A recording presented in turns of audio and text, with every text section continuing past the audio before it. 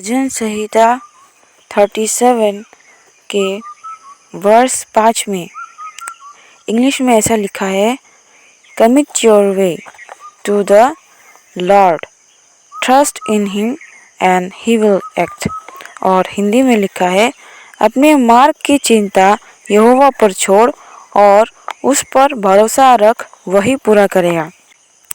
दोस्तों, इंग्लिश में थोड़ा अलग है। इसका अर्थ है कि आप अपने जो भी इच्छा है, अपनी जो भी आप करना चाहते हैं, जिस मार्ग से आप जाना चाहते हो, वो मार्ग जो है, वो सपना, वो इच्छा जो है, आप परमेश्वर को कमिट करो। आप परमेश्वर को बताओ कि हे मेरे परमेश्वर, मैं इस राह पर जानना चाहती हूँ, मेरी सहायता कर। और फिर परमेश्वर पर भरोसा करें और वह आपके लिए कार्य करेगा। इंग्लिश में बाइबल यह कहती है और वही हिंदी में कहते हैं कि अपनी मार्ग की चिंता यहोवा पर छोड़ और उस पर भरोसा कर, वही पूरा करेगा। यह भी अर्थ सेम ही है। आपका मार्ग अर्थात आपके जीवन का लक्ष्य, जिस मार्ग में आप आगे बढ़ना चाहते हो, उस मार्ग को लेकर मैं क्या करूँगा, कैसे सफल होऊंगा अपने जीवन में, लोग बहुत ही चिंतित रहते हैं। तो यहोवा आज उनसे कहते हैं कि उनकी सारी चिंताएं यहोवा पर छोड़ो और उस पर भरोसा करो, फिर देखें कि यहोवा क्या करता है। In the name of Jesus, आमीन। उन लोगों के लिए जो चिंतित है और परमेश्वर उन लोगों के लिए यह वचन भेजते हैं। इस वचन से रिलेटेड और भी सारे वचन हैं और जो आपको आपके इस वचन में क्लियरिटी लाएगा कि आपको अपने परमेश्वर को अपनी जो है इच्छाएं कमिट क्यों करनी चाहिए और वो आपकी मदद कैसे करेगा, कैसे आपकी सारी चिंताएं वो दूर करता है। सबसे पहले हम वही भजन संहिता 37 अध्याय के वर्ष 3 में पढ़ते हैं। यहोवा पर भरोसा रख और भला कर, देश पे बसा रहे और सच्चाई में मन लगाए रहे।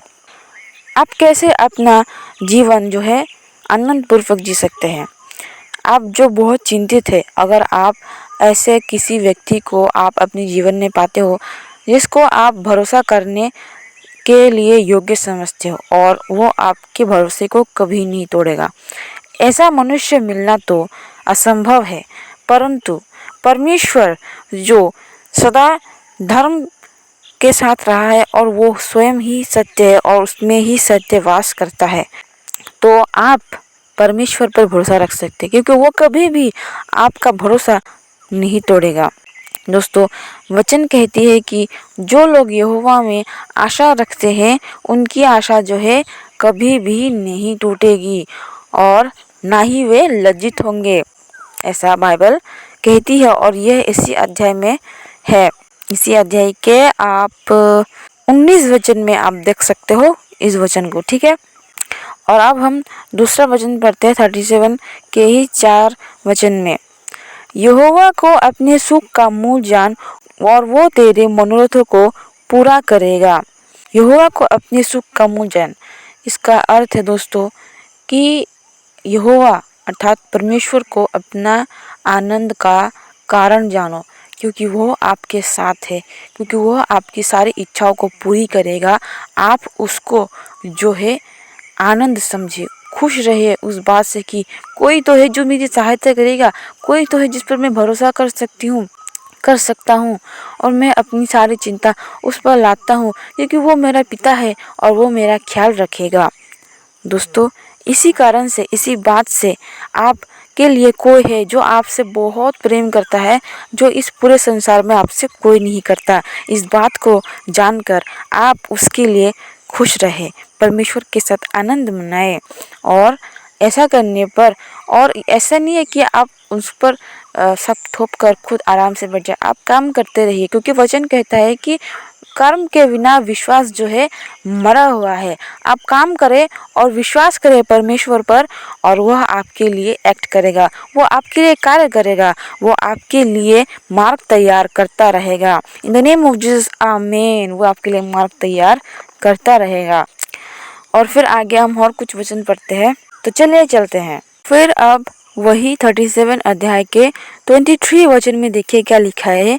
मनुष्य की गति यहोवा की ओर से दृढ़ होती है और उसके चलन से वो प्रसन्न रहता है। दोस्तों, क्या आपने इस वचन को ध्यान से सुना? यहोवा की ओर से ही मनुष्य की गति दृढ़ होती है। मनुष्य की गति अर्थात वो यहाँ पर जो है सफलता को दर्शाया गया है। मनुष्य जो है ज़्यादा तेज चलेगा या अपनी सफलता की ओर ज़्यादा तेज से वो बढ़ता जाएगा या फिर स्लोली बढ़ता जाएगा। कैसे बढ़ेगा, कब बढ़ेगा, क्यों बढ़ेगा, ये सब परमेश्वर की ओर से होगा। परमेश्वर की ओर से ही वे उस मार्ग में जहाँ वो चल रहा है दृढ़ होगा, अर्थात अपनी जगह बना पाएगा और वहाँ से वो सफलता हासिल कर सकेगा। लेकिन स्वयं से नहीं, परमेश्वर की ओर से ही यह हो सकता है। अगर आप स्वयं पर भरोसा करके सोच रहे हो कि अपने जो सोचा है उस मार्ग पर मैं जाऊंगा और यह करूंगा तो मैं कर लूँगा, दोस्तों ऐसा करने का कोई लाभ नहीं है। मैंने बहुत कोशिश की है, परमेश्वर ने जो कहा है मैंने वो किया और वो सफल भी हुआ। तो फिर मुझे लगा कि मैं ये बना सकती हूँ। मतलब मुझे उस वक्त समझ में नहीं आया कि परमेश्वर तो मेरे लिए कर रहे हैं, तो फिर मुझे क्या ज़रूरत है अपना दिमाग इस्तेमाल करके ढूंढने की, यह करो वो करो। बहुत टेंस रहती थी, सारा दिन पूरा दिन सोचती रहती थी क्या करूँ क्या नहीं। तो ऐसा कर करके मैं डिप्रेस रहती और सारा दिन उसी में लगा रहती। परमेश्वर को समय कम दिया करती और जो मेरा पर्सनल काम है उसको अधिक समय दिया करती। तो फिर जब मैंने उसके आधार पर कार्य किया और मुझे फल में क्या मिला पता है आपको? असफलता प्राप्त हुई। जबकि मैंने बिना कष्ट के परमेश्वर पर भरोसा किया और परमेश्वर ने मेरी सहायता की और उसमें मैंने सफलता प्राप्त की। और दूसरी ओर मैंने इतना कष्ट किया, इतना परिश्रम किया, फिर भी मुझे कुछ भी हासिल नहीं हुआ, वरन असफलता ही प्राप्त हुई। तो दोस्तों इसका अर्थ यह है कि मनुष्य जो धर्मी है, जो परमेश्वर के राज्य के लिए चुने हुए हैं, वे सिर्फ और सिर्फ परमेश्वर के द्वारा ही आगे बढ़ सकते हैं। क्योंकि दोस्तों परमेश्वर नहीं चाहता कि हम भटक जाए, हम दूसरे मार्ग पर चले जाएं। क्योंकि जो भी चुने हुए लोग हैं, परमेश्वर जो है उनके लिए अपनी जान तक दे सकता है, जैसे उसने यीशु मसीह के रूप में क्रूस पर अपने जीवन को त्यागा। बाइबल में वचन कहती है कि यहोवा यीशु उस एक खोई हुई भेड़ को ढूंढने के लिए उस 99 भेड़ों को छोड़ जाता है। अर्थात वो एक पापी को ढूंढने के लिए जो भटका हुआ है, वो उस 99 धर्मियों को छोड़ जाता है। दोस्तों हमसे कितना प्रेम करता है हमारे पिता। और आप ये समझिए कि धर्मियों से भी, जो धर्म के मार्ग पर जो जिसने कोई पाप नहीं किया वो अच्छा से चल रहा है, अर्थात ऐसा कोई व्यभिचार वगैरह इतने पाप में नहीं गिरा होगा, लेकिन हर एक मनुष्य तो पापी है ही, चाहे वो जितना भी कुछ हो, लेकिन बड़े बड़े पापों में नहीं गिरा होगा जो कि घृणित पाप है, जिससे परमेश्वर नफरत करता है। परंतु फिर भी परमेश्वर हमसे इतना प्रेम करता है कि वे उन सभी को छोड़ने को तैयार है, सिर्फ हमारे लिए, सिर्फ हमें खोजने के लिए। दोस्तों परमेश्वर के प्रेम को समझे और अभी भी समय है कि आप उसकी शरण में आए और आप सफलता प्राप्त करें। और फिर देखिए उसके 21 वचन में, दुष्ट ऋण लेता है और भरता नहीं, परंतु धर्मी अनुग्रह करके दान देता है। दोस्तों परमेश्वर ने हमें दान देने के लिए बनाया है, ना कि दुष्टों की तरह ऋण लेने के लिए। इसीलिए हम दान देने वाले बनेंगे, ना कि ऋण लेने वाले। इसलिए परमेश्वर पर भरोसा रखें कि वह हमें अवश्य ही दान देने वाले बनाएंगे, अर्थात वह हमें इतनी बहुतायत से देंगे, हमारे पास इतना ज़्यादा होगा, इतना अधिक होगा कि हम दूसरों को दान दे सकते हैं, हम दूसरों की सहायता अपने भंडार से कर सकते हैं। क्योंकि वचन कहता है अगर तुम परमेश्वर के मार्ग में चलते हो तो तुम्हारे भंडार जो है उमड़ते रहेंगे और उमड़ कर गिरते रहेंगे, कभी भी ख़त्म नहीं होंगे और उससे आप सभी की सहायता कर सकते हैं। फिर 37 के अध्याय के ही 22 वचन में लिखे, क्योंकि जो उससे आशीष पाते हैं वे तो पृथ्वी के अधिकारी होंगे, परंतु जो उससे शापित होते हैं वे नष्ट हो जाएंगे। दोस्तों, आप जो है अगर परमेश्वर से आशीष पाते हैं, परमेश्वर के पुत्र जो परमेश्वर के आशीष के अधिकारी है, वह पृथ्वी के अधिकारी होंगे। वह सब उन जो भी शारीरिक वस्तु है, जो भी सांसारिक वस्तु है, उन सब को वो पालेंगे, क्योंकि वचन कहता है पहले तुम परमेश्वर की खोज करो और ये सभी वस्तुएं तुम्हें अपने आप मिल जाएगी। पैसा, गाड़ी, बंगला, सब कुछ परमेश्वर आपको यूं ही दे देगा। बस आपको सबसे पहले परमेश्वर को खोजना है और बाकी सब परमेश्वर के पीछे चलते चलते यूं ही आ जाएगी। क्योंकि आप जानते हैं कि वो कहाँ रहता है। परमेश्वर अनंत स्वर्ग में रहता है, जहाँ किसी भी वस्तु की कमी घटी नहीं है। वहाँ पर सभी सुख है, वरन इस संसार से भी अधिक सुख वहाँ पर है। परमेश्वर इतने सुख में रहते हुए भी वहाँ से हमें देखता है और हमारी चिंता करता है, हम कहाँ रहते हैं, हम क्या करते हैं। हर वक्त हम पर नज़र रखता है, हमारी प्रार्थनाओं को सुनता है। अगर हम सच्चे मन से उससे मांगते हैं तो वे हमें अवश्य ही देंगे, वे हमारी सहायता अवश्य ही करेंगे। उस पर भरोसा रखें, अपने आप को टूटने नहीं दे, अपनी आशा को टूटने नहीं दे। शैतान आपसे सिर्फ झूठी बोलता है कि आपका कुछ नहीं होने वाला, आप कुछ नहीं कर पाओगे, आपने जो भी कार्य किया है वो सब बेकार है, सब लोग आपसे नफरत करते हैं, मर जा मर जा। ये सब जो है शैतान आपसे झूठ बोलता है, क्योंकि बाइबल कहती है शैतान झूठ का पिता है और वो इसलिए आया है इस संसार में कि सभी को नष्ट कर दे। जो भी परमेश्वर की ओर आगे बढ़ना चाहे वो उसको पीछे खींचता है और वो उसको बढ़ने नहीं देता। और ये मैंने स्वयं महसूस किया है कि मैं जब भी परमेश्वर की ओर आगे बढ़ना चाहूँ तभी ऐसा लगता है कि मुझे कुछ न कुछ बाधा प्राप्त होती है अपने मार्ग में, और जिसके कारण मैं परमेश्वर की ओर आगे नहीं बढ़ पाती। मैं डिप्रेस्ड हो जाती हूँ, मैं सोच में पड़ जाती हूँ। और ये कार्य मुझे पता चला शैतान का है।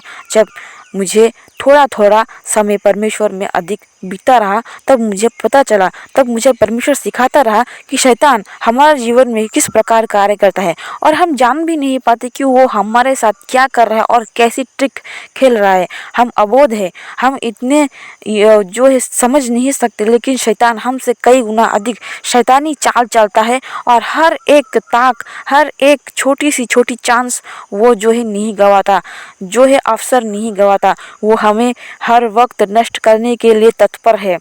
दोस्तों, फिर अभी 24 वचन में देखिए क्या लिखा है, चाहे वो गिरे तो भी पड़ा ना रह जाएगा, क्योंकि यहोवा उसका हाथ थामे रहता है। दोस्तों, इसका अर्थ यह नहीं है कि अगर आपने परमेश्वर पर भरोसा किया है और आप अपने मार्गों में चल रहे, पूर्ण रूप से सही तरीके से आप वचन पढ़ रहे, प्रार्थना कर रहे, परमेश्वर पर भरोसा कर रहे हैं, सबकी सहायता कर रहे हैं, विश्वास कर रहे हैं, लेकिन फिर भी अगर आप असफलता में गिर जाते हैं, अगर आपको असफलता प्राप्त होती है, तो इसका अर्थ ये नहीं है कि परमेश्वर ने आपको छोड़ दिया है, या इसका अर्थ ये नहीं है कि परमेश्वर से आप असफलता प्राप्त हुई है। इतना सब करने के पश्चात भी मैं असफलता हो गया हूँ, मैं परमेश्वर का साथ छोड़ दूंगा, मैं परमेश्वर के साथ नहीं रहूंगा, मैं अब वो करूंगा जो मैं स्वयं करना चाहता हूँ। मैंने उस पर भरोसा किया परंतु परमेश्वर ने मेरे भरोसे को तोड़ा है। ऐसा कभी मत सोचना दोस्तों, क्योंकि शैतान यही तो चाहता है कि आप ऐसा करो और परमेश्वर से दूर हो जाओ। परंतु यहोवा क्या कहता है कि वो अगर असफल हो भी जाए तो भी वो वहाँ पर असफलता की उस मोड़ पे नहीं रहेगा, वरन परमेश्वर स्वयं आएगा, उसको संभालेगा और उसके हाथ थाम कर उसको उस राह पर ले जाएगा जहाँ पर परमेश्वर आपको ले जाना चाहता है, जहाँ पर आप जाना चाहते हो। क्योंकि दोस्तों, परमेश्वर हमसे प्रेम करते हैं और कई बार वो ये भी देखते हैं कि आप उस पर कितना भरोसा करते हैं। वो ये भी देखते हैं कि आप क्या उससे प्रेम करते हैं जितना वो आपसे करता है। क्या आप उस पर भरोसा करते हैं? क्या आप ये सोचते हैं कि नहीं, मेरा कोई अपना है, मेरा जो ध्यान रखता है, जो मुझसे बहुत प्रेम करता है। क्या आप परमेश्वर को अपना मानते हो या नहीं, वो भी परखता है।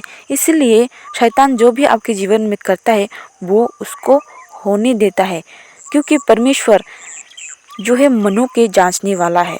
वो मन को जांचता है, वो मन को परखता है कि आप मन से उसके लिए है या नहीं, आप मन से उसको अपना मानते हैं या नहीं।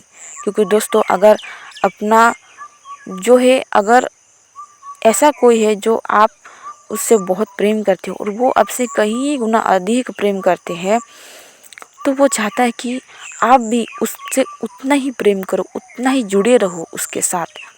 वो चाहता है कि जितना वो आपके साथ रहना चाहता है, आप भी उसके साथ उतना ही समय व्यतीत करने के लिए उतना ही तड़पो जितना वो आपके लिए तड़पता है।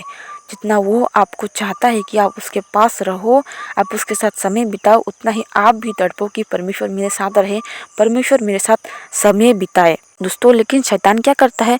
शैतान उसी मार्ग में जब आप चलोगे ना, आपके पैरों के नीचे कभी कांटे रख देगा, कभी पत्थर रख देगा, तो कभी आपको गड्ढे में गिरा देगा।